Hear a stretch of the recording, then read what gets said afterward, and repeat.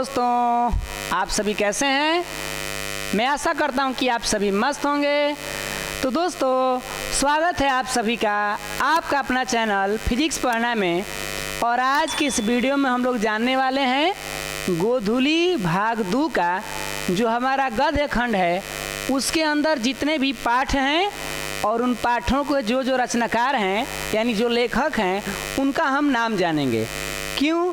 क्योंकि यहाँ से ऑब्जेक्टिव में ज़रूर पूछता है कि इस पाठ के लेखक कौन है, या ऐसे भी दे सकता है कि इस पाठ का रचना क्या है। जैसे कोई पाठ दे देगा, कहे कि ये पाठ क्या है, कहानी, भाषण, निबंध, तो उसकी हम देखेंगे कि वो जो हमारा पाठ है उसका रचना क्या है। और ये वीडियो ऑब्जेक्टिव के लिए बहुत ही वीवीआई है।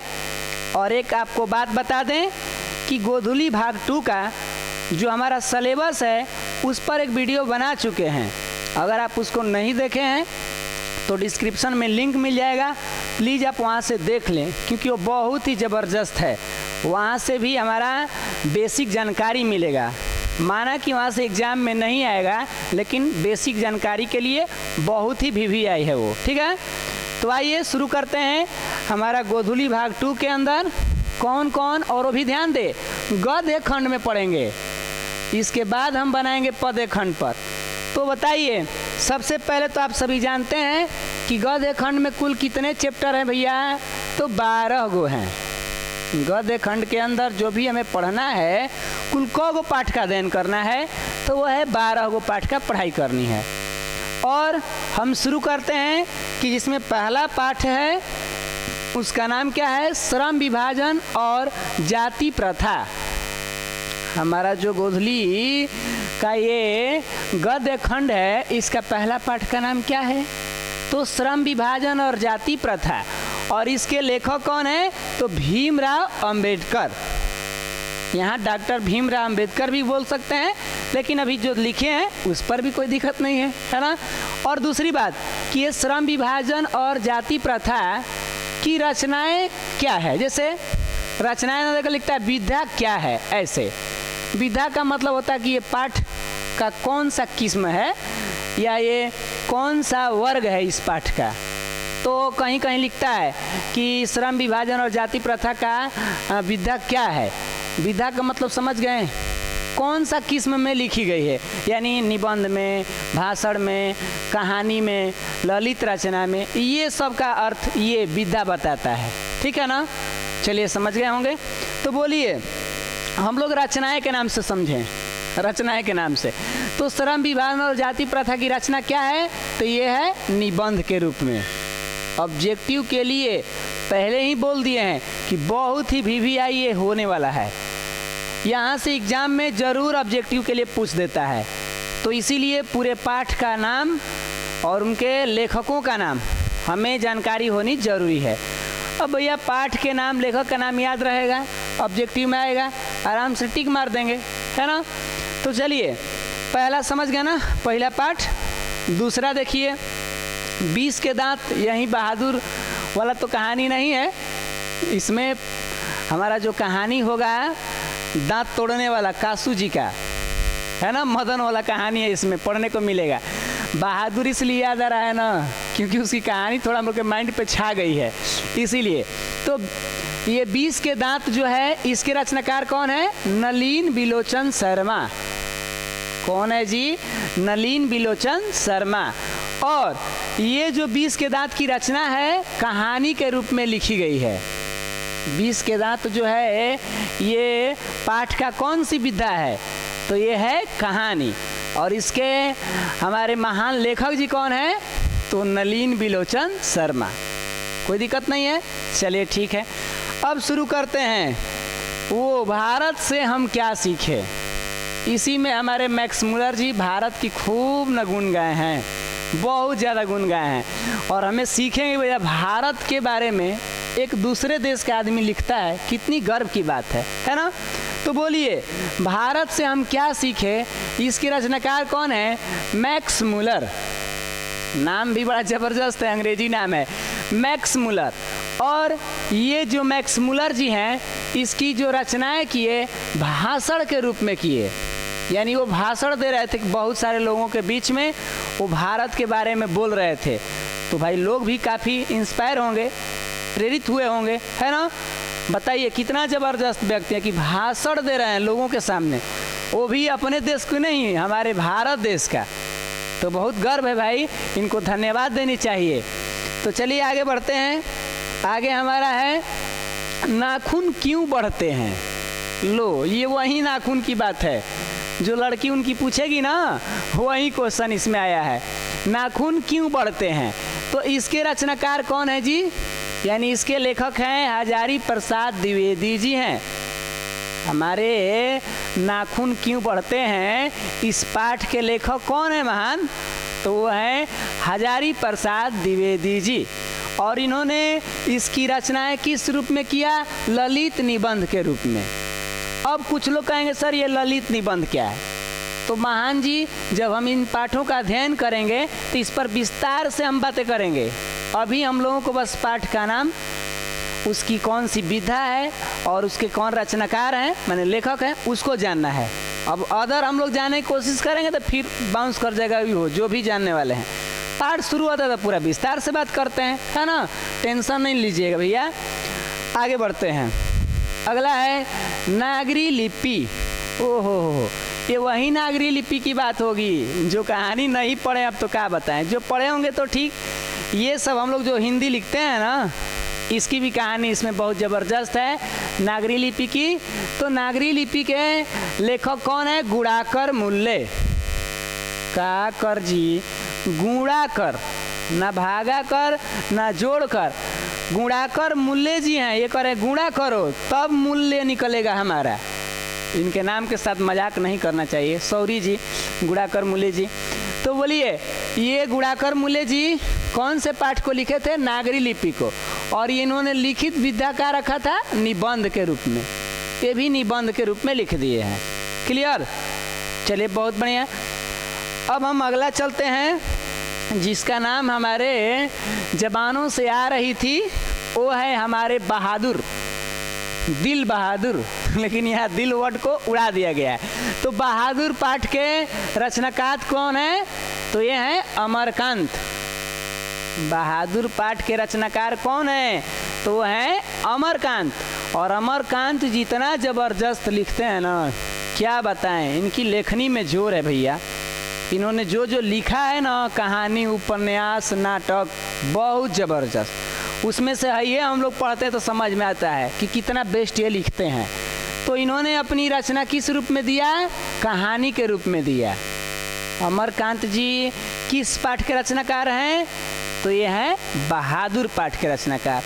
और बहादुर पाठ है क्या, तो ये है कहानी। एक थे राजा एक थी रानी, खत्म हुई कहानी। ऐसी बात नहीं है, हम लोग के तो शुरुआत हो रही है, अभी तो पार्टी शुरू हुई है ना। तो चलिए आगे बढ़ते हैं, चलिए समझते हैं। ये है परंपरा का मूल्यांकन। लो भैया, हमारी जो परंपराएं चली आती है, इसमें लेखक जी कहते हैं कि कुछ उसको बदलिए, कुछ उसमें परिवर्तन करिए, या उसका कुछ जांच करिए। बस कोई कहा और मान ही मत लीजिए, मूल्यांकन करिए। तो ये लिखने वाले महान जी हैं रामविलास शर्मा। परंपरा के मूल्यांकन पाठ के रचयिता कौन है, रामविलास शर्मा जी। और इन्होंने क्या चीज़ के रूप में इसकी रचनाएं की, तो निबंध के रूप में रचनाएं की। बड़ा ना निबंध आ रहा है ना। तो इस तरीक़ा से हम आगे बढ़ते हैं। और अगला है हमारे पंडित बिरजू महाराज जी का, जीत जीत मैं निरखत हूँ। कहते हैं कि जैसे जैसे हम जीवन में जीतते हैं ना, तो निखरते हैं। अर्थात सोना जितना ही अपने जीवन में तपता है, उसके अंदर का निखार उतना ही बढ़ता है। ये पंडित बिरजू महाराज अपनी कहानियों में बताते हैं कि हम अपने जीवन में कितना संघर्ष किए और कितनी ऊंचाइयों तक गए। ये कहानियाँ हमें काफ़ी प्रेरित करती है। तो देखिए, ये अपनी जितनी भी बात बताए हैं, ये शस्त्रकार के रूप में बताए हैं। शस्त्रकार का मतलब होता है इंटरव्यू। कोई हमारा इंटरव्यू लेने आता होगा। अभी तो मान लीजिए हम लोग सामान्य व्यक्ति हैं, जिस दिन महान बन जाएंगे उस दिन तो कोई ना कोई इंटरव्यू लेने आएगा, है ना। देखिए, अब कुछ लोग सोचेंगे कि महान बनेंगे क्या। अरे महान बन नहीं सकते तो सोच सकते हैं, जब सोचेंगे उसके प्रति मेहनत करेंगे तो क्यों नहीं बनेंगे, है ना। पहले अपने मन में तो उस विचार को रखिए। लोग डर जाते हैं और जो डर गया सो मर गया, इसीलिए डर के आगे जीत है। तो आइए, जीत जीत मैं निरखत हूँ, ये इंटरव्यू में अपना बताए हैं कहानी। अपनी ही स्टूडेंट से ये कहानी कहेंगे। कोई लड़की इनका इंटरव्यू लेती है, जो कि इन्हीं से वो डांस सीखी हुई रहती है, और बताते हैं पूरी कहानी। अब आते हैं अभिनयो। वहीं अभिनयो जो फ्रांस के रोन नदी के पास में है ना। अभी तो पढ़े नहीं है तो हम लोग आ जानेंगे, चलिए समझ लेते हैं। अभिनयो जो है, इसके रचनाकार हैं अशोक वाजपेयी। कौन वाजपेयी? अशोक वाजपेयी। और ये है ललित रचना। कौन रचना जी? ललित रचना। ध्यान रखिएगा, अभिनयों के जो रचना है, जो विधा है इस पाठ का, वो है ललित रचना। और इसके रचनाकार करने वाले महान लेखक अशोक वाजपेयी जी हैं। कोई दिक्कत नहीं सर। अब आगे बढ़ते हैं। मछली, वाह वाह वाह वाह। मछली का तो नाम सुनते ही चेहरे का भाव कुछ लोगों का अलग हो जाता है ना। बिल्कुल महान लोग। खाली आप लोग जो है ना, क्या हम बताएं। क्योंकि देखिए, कबीर जी ने अपने एक दोहा में कहा कि यह मन बड़ा है आलसी, समझे नहीं गंवार। यानी हमारा जो मन होता है बड़ा आलसी है, हमें गंवार बनाने के लिए समझता है। भजन करन को आलसी, भोजन को तैयार। ये बात बाउंस कर गया होगा। कबीर जी कहते हैं कि हमारा जो मन है ना, बड़ा हमें उल्लू बनाता है। जब हमको कोई भजन करना है, यानी कोई काम करने के लिए, कोई पढ़ने लिखने की बात आएगी ना, तो आलस करेगा। अब भोजन जब करने की होगी तो तैयार हो जाता है। ये हमारा मन का कहानी है। तो बोलिए, मछली। मछली का कहानी जो है, इनका रचनाकार कौन है? विनोद कुमार शुक्ल। कौन जी? विनोद कुमार शुक्ल। और ये भैया जी, ये महान लेखक लिखे हुए हैं मछली पाठ, और कहानी के रूप में लिखे हैं। ये भी चैप्टर वो बहुत मस्त लगता है। दो भाई मछली को लेकर बड़ी बड़ी सपना देखते हैं कि हम लोग पालेंगे, इसमें बड़ा करेंगे इसको, लेकिन ये लोग का सपना पे पानी फिर जाता है। इस कहानी को पढ़ने में और मज़ा आता है।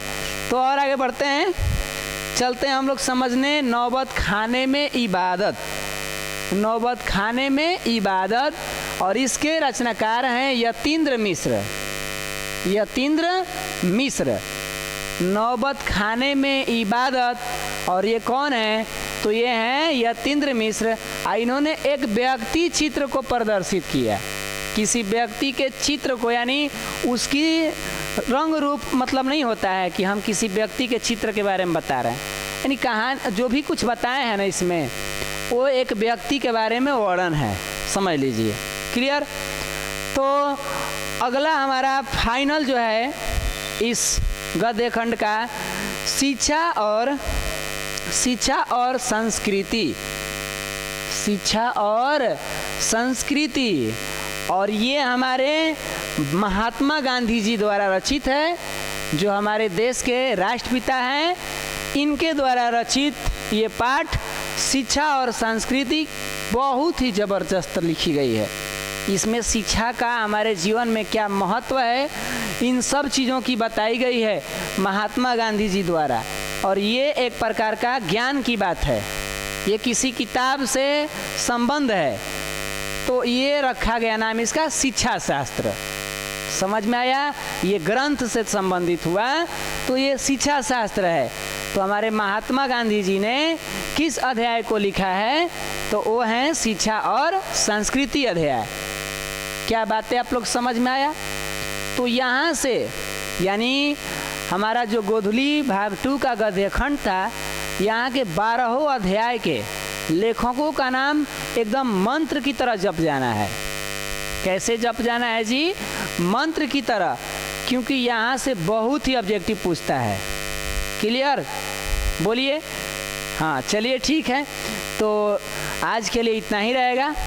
हम मिलेंगे अगले वीडियो में। तो अब हम लाएंगे पद्य खंड का, उनमें जो कवि हैं और उनकी जो रचनाएं हैं वो देखेंगे कि किस काव्य की रचना किए हुए हैं। क्लियर?